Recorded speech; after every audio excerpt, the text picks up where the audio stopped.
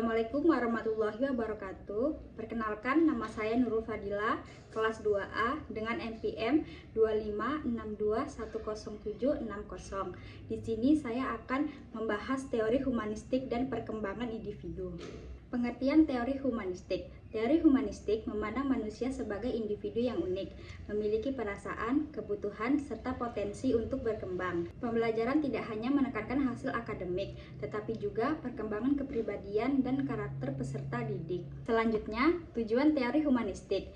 Tujuan teori humanistik membantu peserta didik memahami dirinya sendiri dan mengenali potensi yang dimiliki, mengembangkan kemampuan berpikir, sikap positif, kreativitas, dan tanggung jawab dalam kehidupan sehari-hari.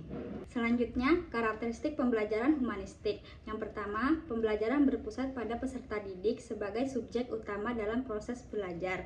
Yang kedua, guru menghargai perbedaan kemampuan, minat, bakat, dan kebutuhan setiap siswa. Selanjutnya ada peran guru. Guru bertugas sebagai fasilitator yang membantu siswa menentukan dan mengembangkan potensinya.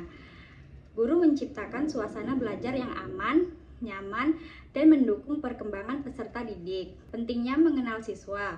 Guru perlu memahami karakter, minat, bakat, kemampuan, dan kelemahan setiap siswa.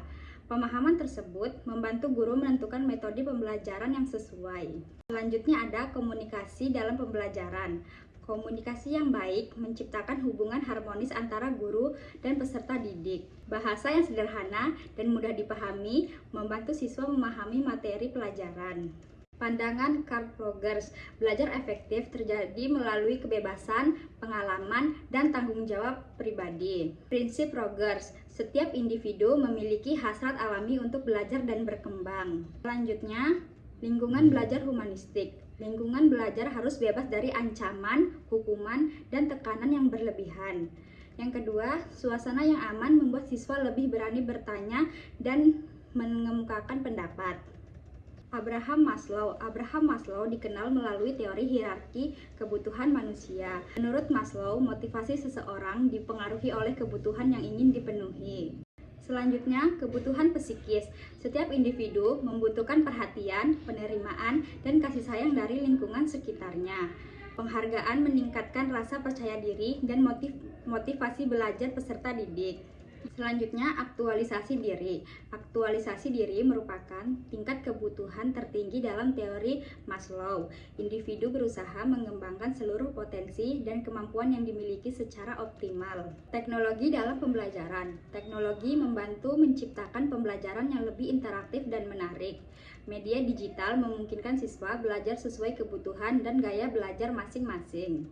Konseling humanistik. Konseling humanistik membantu siswa memahami diri dan mengatasi berbagai masalah kehidupan.